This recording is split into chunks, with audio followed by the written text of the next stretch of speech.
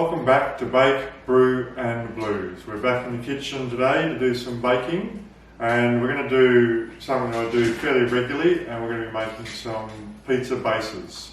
This is a really good use of the sourdough starter if you don't need to be making a loaf of bread, but you need to use it and feed it. These work really well to cook a little bit and freeze, so you can cook up a whole lot of bases, put them in the freezer, and you'll have nice sourdough pizza bases to use whenever you want. So I've got the starter. So again, if you haven't seen how to make this, go back and look at episode 1. We've got all the details there. I've put about half in, which is about the 280 grams, and then I'll refeed that with 150 grams of flour and 150 mils of water, and then go back in the fridge.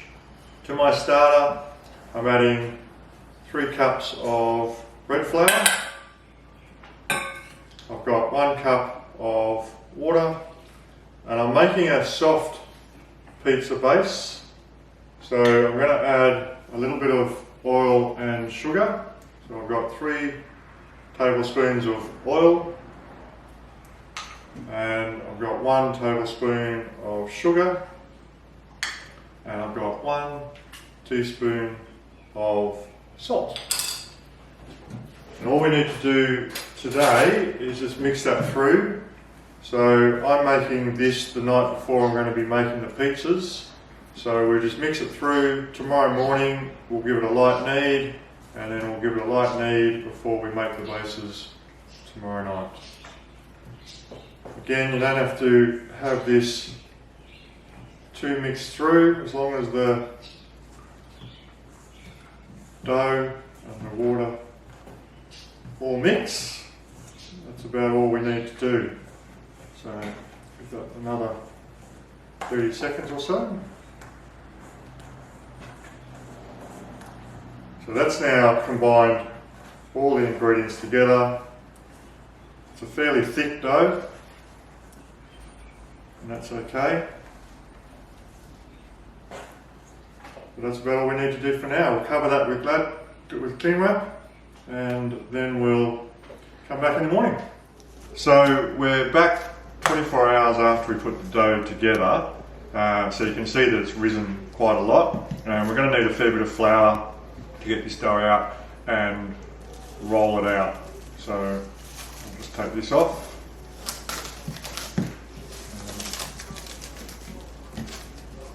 So you can see that it's really elastic. That's a good thing.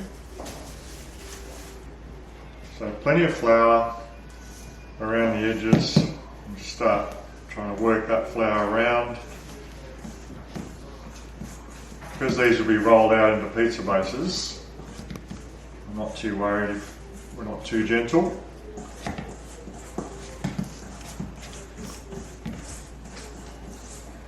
So that's about ready to come out. So lots of flour on the bench. And then just give it a little bit of a knead in that flour so it's not too sticky.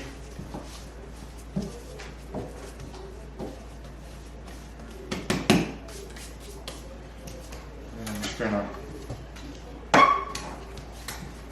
cut that. So this recipe will make, I usually make about 8 medium bases. Today though we're going to do 4 medium and then 1 large one for a deep pan pizza. And make sure I've got plenty of flour there. It should be pretty easy to roll out. Just make sure you're using plenty of flour because it's going to be pretty sticky. Don't worry about it being a perfect circle or anything. And then what I do is you can make your pizzas straight away from that. You can see it's a fairly thin base, but to make it easier, what I'll do now is I'll just part cook that for about 5 minutes in the oven. And then that's ready to use, or it can be frozen to be used anytime you want. So we'll put that in the oven now for 5 minutes. So I've got the oven on 200 degrees. I've got some pizza stones in here. So we'll just put that on. And we'll come back in 5 minutes and that will be part cooked.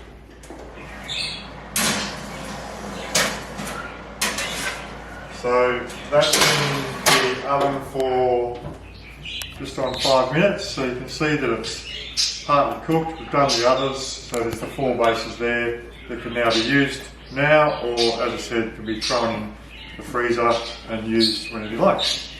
So this other dough, we're going to roll out a bigger base for our Chicago deep pan pizza. So I think that's about the right size.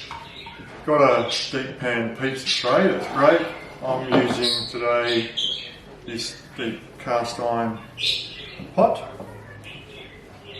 And I've just sprayed it with a light spray of oil.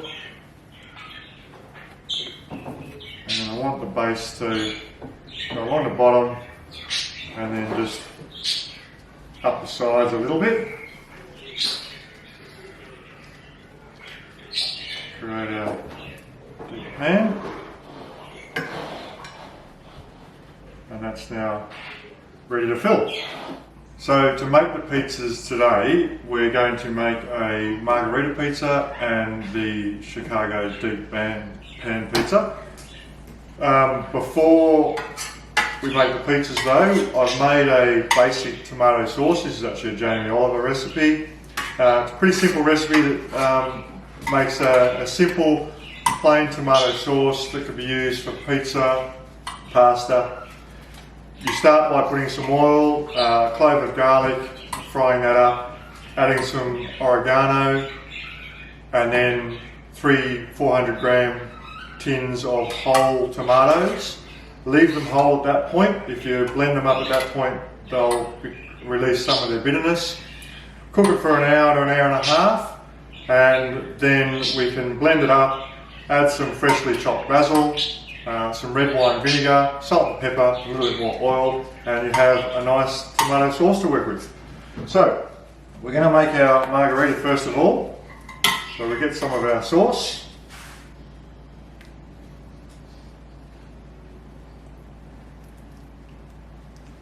And this is a fairly plain classic pizza, so not too much. We're going to just then put some torn basil leaves.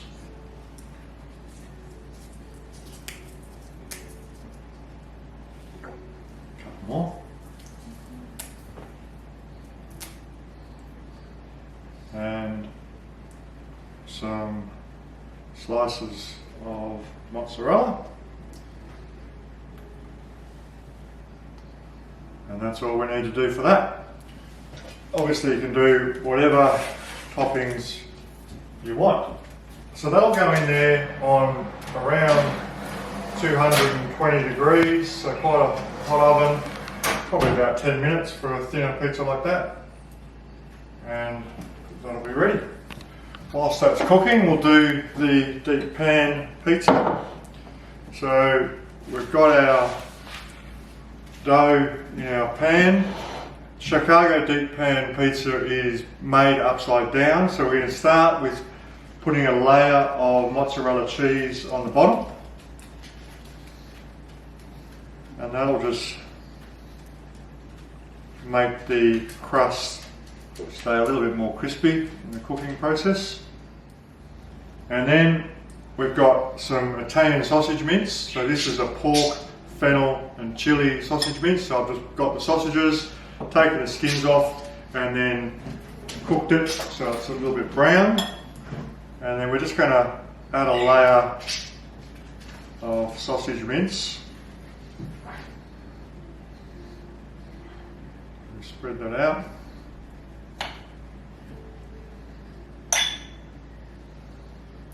A little bit more. And then we finish with our sauce. So we just want to spread that over the top.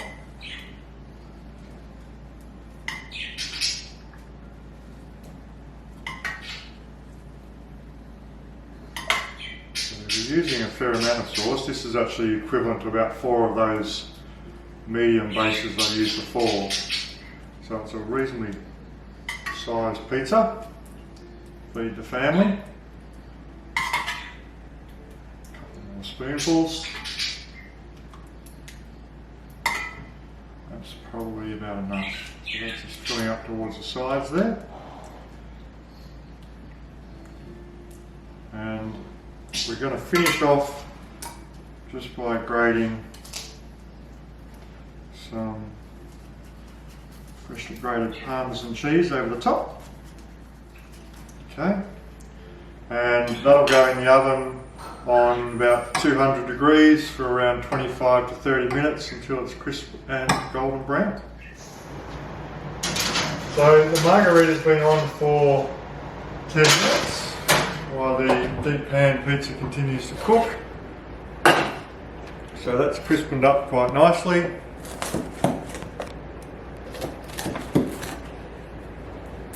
So it's quite a thin crust. Just a little bit of flavour from the sauce, a little bit from the basil and the cheese.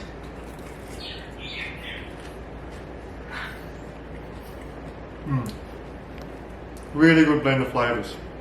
Once you start making pizzas like this, you will never buy a bought pizza again. So our deep pan pizza looks like it's done. You can see that the sides have crispened up, puffed up quite nicely. I would take that out of the pan and probably leave it for about 15 or 20 minutes if you can, and that'll just help it firm up a little bit when you're slicing it and serving it. So you can see that it's quite a thick pizza, but it's still got a bit of crunch to it. So I'll just cut off a piece here for serving.